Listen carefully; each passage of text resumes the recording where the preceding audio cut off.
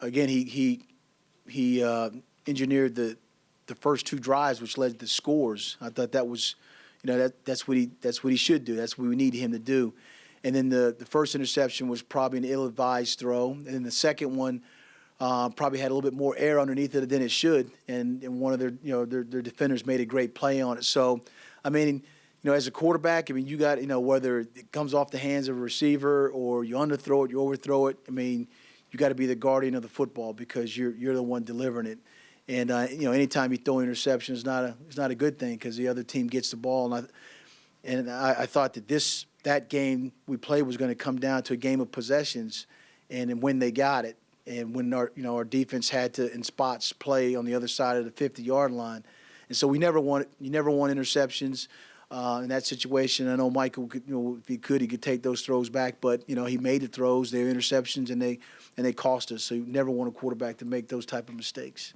If Michael Rocco's fine to go, then we'll do like we've done before. He'll go and take the first snap of the game, and then we'll, as we said, get David those opportunities to get in because he will get in, and I said try to utilize his talents as well. As Doug mentioned when he first went in on the goal line right there, those moments right there, he's not shaken by when he went in or where he's put in, and I think over the course of the time, even in the Indiana game, he went in balls on the 5-yard line, so he's unfazed with those type of situations.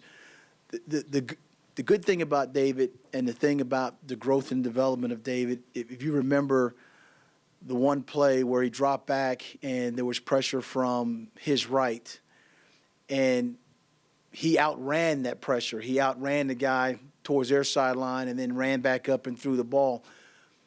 The one thing that a young quarterback will learn that type of pressure, most quarterbacks that have experience, you'd want them to step up in the pocket and then if the opportunity presents itself, then you escape that way and you head towards the goal line. I think what we saw was David's athletic ability to outrun, a pursuing defender and use his athleticism. I think what we will see as when he starts learning more about being a quarterback and some of the things that that it takes, particularly in games like that, is sometimes you can step up in the pocket and make those throws and have some confidence in the protection, and because people are flying around you all the time, it doesn't mean that things are going bad. And so that's one of the things that I think that was a positive. You saw his athleticism, but at the same time you see some of the growth that he'll need as we move forward. I thought the guys up front played well.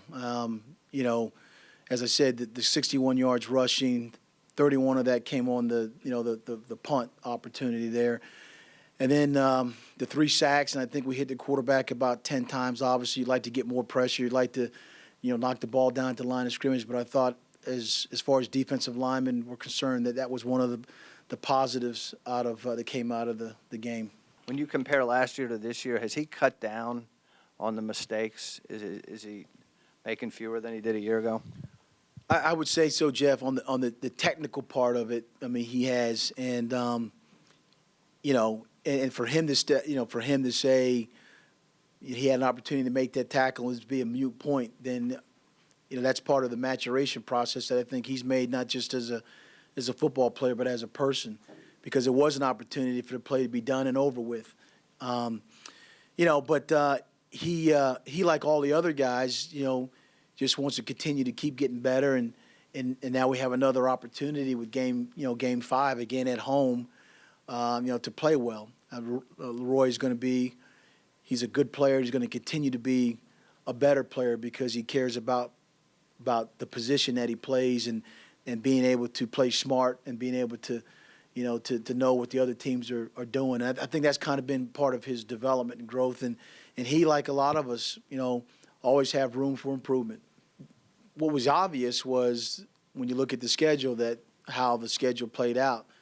But what's most obvious is you can never overlook any opponent. I always talk about the most important game is the game that's at hand, and you have to take care of that game first before you can even talk about the second game or the third or the fourth game. So That might have just been, the players, optimism about, what can possibly happen. But, as a coach and as I try to instill in them, it's about the game that you're about to play and how you play and how you execute. That will determine the fate of the opportunity to play the next game, to win or lose. So this game, we're focusing on, Idaho. I don't even know who we play after this. We play open. Good. We play open. Good. So we're focusing on Idaho. It's interesting that, when we get in the red zone, we score. And I think I said last week the issue was from the 20 to the 20. And, the third down opportunities that you have, I think we were 9 for 19, 45% or something like that. You always want that to be the case. You want to, you want to be up in the 40s, high 40s. But I think when you have turnovers like that kills those opportunities there, and that played huge in that regard because you can't turn the ball over. So I think that's one of the things that we've recognized.